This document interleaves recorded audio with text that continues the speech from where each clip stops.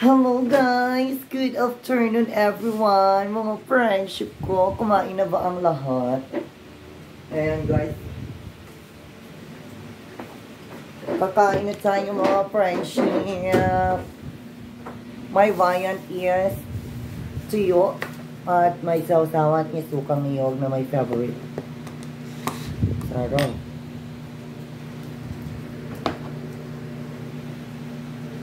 Nung ano, nag-live ako, sabi talaga sa akin, hindi, huwag na.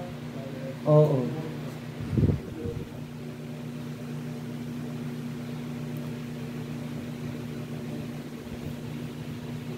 Hanggang sa akin.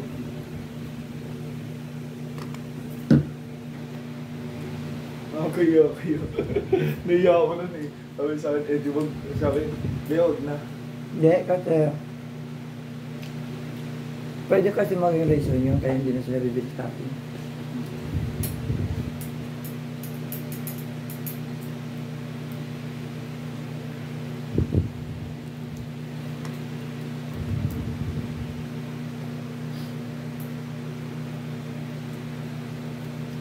Sila ba, Arnel, ba si Kinko. Si Kinko, di ba, nangyari yun? Arnel ayun, Arnel. Ngayon yung paulit-ulit na flex eh. Kada live, flex po na ano. Pero bumibili siya. Pero may bili naman siya, di ba? Minsan hindi bibili pag di sinabi. Di wag ko bumili. Luwag. Di wag, di ba? Tama naman eh. Kailangan pa sabihin, hindi ka naman makakapunta dito. Saka hindi ka naman makakapasok dito. Di ba kung ayaw mo? Tsaka ba't kailangan pa sabihin yung mismong office kung bibili ka talaga, di ba?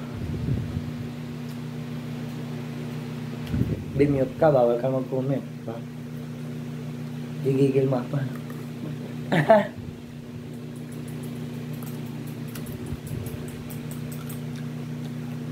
Sinisip mo ako kanina kumain, hindi kasi ako kumain. Hindi nga lang din ako kumain. Kanina? Kanina ako ba naglalay? Konti nga lang din lang akong kanin.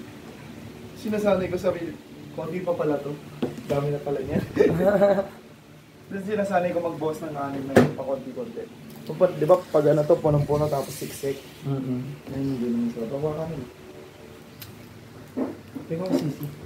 Gold. Isa may ulo lang.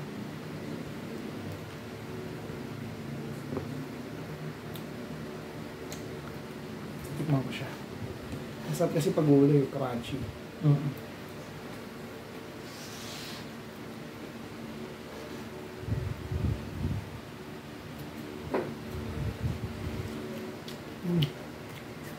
Ato lang suka mo? At yung suka? Niyog kasi yan. Kaya masarap.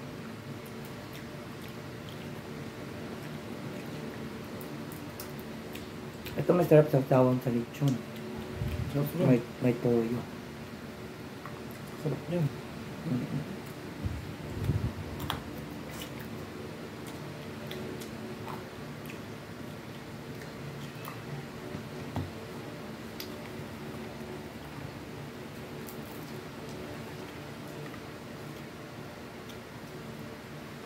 Ito nalagaan.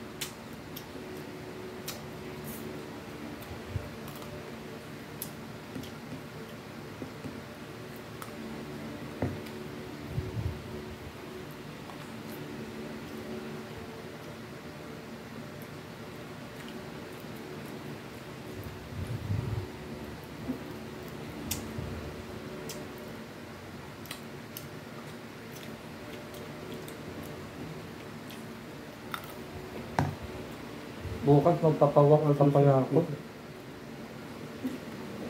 Bawak pa ako ng kilikili ko bukas. Ano ipapox ka? Magkano pa ba? 150 lang yun. Mabat din. Masakit. Takto lang. Sakto lang. Ang maganda kasi pag wax kasi pag Tagal tutubo. kamubo, no? At saka manipis. Hindi na siya makapal. Napatagal tumubang. Kahit kasi bilis na. Kahit mo lang, kahit ka ulit. Tapos pag ahit, pwede mangitim yung kilikili mo.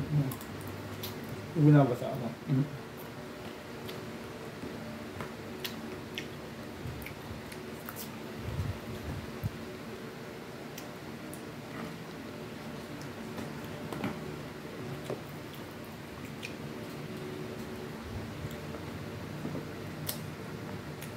Papagupit ko yung partner ko bukas. Hindi na siya long hair. Pero yung papababad na rin. Ayun. Kasi baka matuloy sa pag-aral. Hindi naman pwede mahaba buhok. Mag-aaral na ulit, isawa ko. Bago nag-aaral yun, di ba doon sa atin? Di ba ano yun? Wala na akong upa ng bahay, mas maganda. Hindi na kayo magkasama. Ano na, magkita-kita lang. Tapos, pagtapos niya siya, tama ka na ulit. Anong year nila ba? First year college. Maano ka ng sisi, mga homesick ka. Kasi siya lagi mo kasama. Kasanay kayo. Mayroon yan sa umpisa. Umpisa lang yan.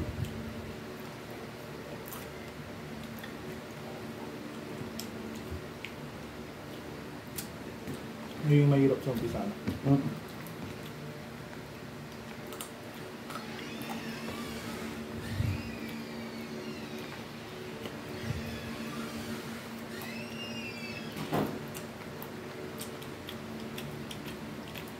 Pero pag hindi siya makasama, makaaral, magtrabaho na siya next year.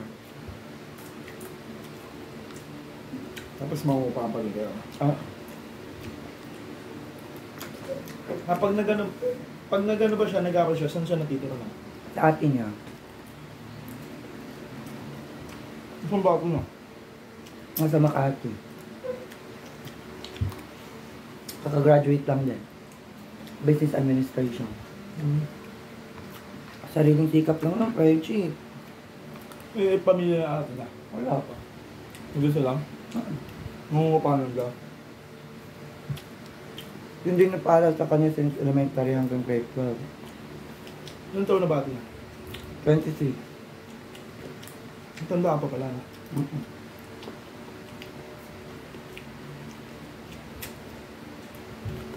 Ba't nasan ba magulang niya? Mama nila patay na. Yung papa nga nag-asawa ulit. Ba sila? Hindi. Kaso, yung papa nila parang buhay binata lang dati. Oo. Kain friendship. Ano yan? Ang buhay binata lang. Ilan ba sila magkapatid? Dalawa lang. Dalawa lang. Buo sila nung nandiyan pa lola niya. Namatay na kung lola niya. Kaya yung asawa ko nga, church siya mag-isip. Saan ba sila nakatira dati? Mas bata. Ang tatay niya nandun sa mas bata. Ano sa summer na nakapangasawa. Sino umano ng lupa nila sa mas bata? Wala nang silang lupa na benta na. Ano benta na? Sino ay inabang tatay nila?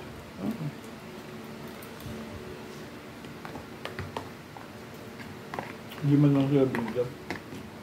Buti nga nagbago na nga yung papa nila. Sobrang thankful nga ng asawa ko nakapangasawa sa ulit. Kasi kung hindi siya napangasawa ulit, hindi siya magtitino ulit.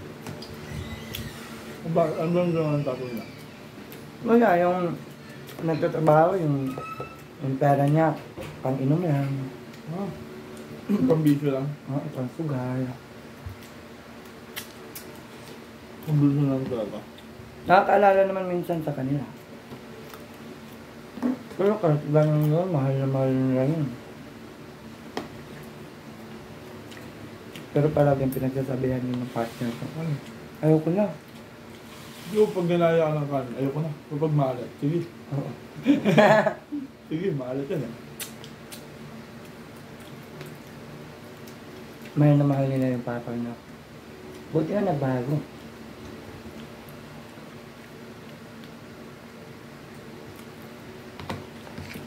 Answered prayer ng asawa ko eh. Makapangasawa siya. So, namatay na niya. Diyos ko, grade 1 pa asawa ko.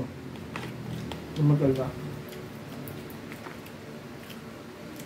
Pero hindi nag-asawa yung papa niya. Nito lang. 2022. Tagal. Tagal nun. Siyempre na, ano na yun, na naparamdam nun sa nila mag-isa. Tsaka grabe yung prayer ng asawa ko doon, makapangasawa na siya ulit. Ito nakapangasawa. Tsaka buti yung napangasawa, mabait. Ganda ganun pag mabait. Pangit pag hindi mabait. Ito galing to sa kanila ngayon eh. Itong mga tuyo namin. Doon, galing doon sa Tama. Hair.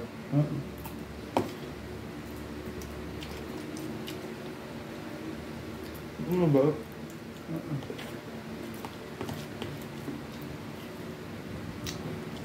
Bait nun. Bait ng pangasawa ng papa niya. Ano lang daw? Kiss kasi yun ng papa niya nung high school. Nga pala eh. Tapos, namatay din ang asawa niya. Nga pala eh. Nagka-communicate sila ulit sa Facebook. Sobrang tuwa ng asawa ko, no? Iba kasi pang may asawa eh. Ang gulo ah. Matino. Wala kasing asawa, wala. Sabi mo na ulit na. Kaya alam mo naman yung anak mo nabubuhay nga sila na lang. Diba? Pambala-bala ang ako.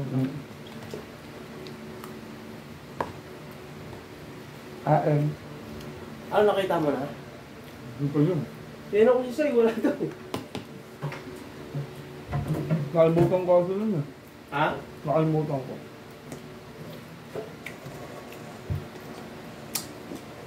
Sarap.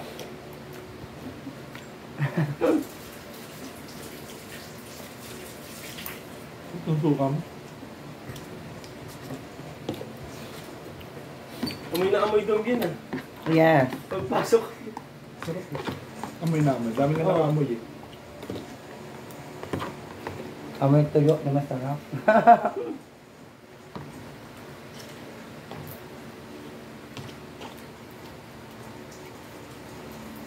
Sabi ng partner ko, ano, magdala ka ngayon ng pusit? Sabi ko, wag na sa Friday na lang kasi wala si Erich ngayon. Tapos si Ken bukas, wala din. Pwede naman. Sabi nga, baka maubos ko na ito. Huwag naman. Huwag naman.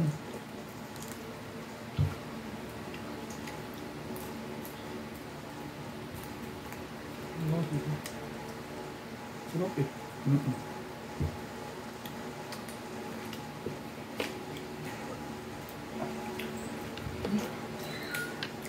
Bye guys.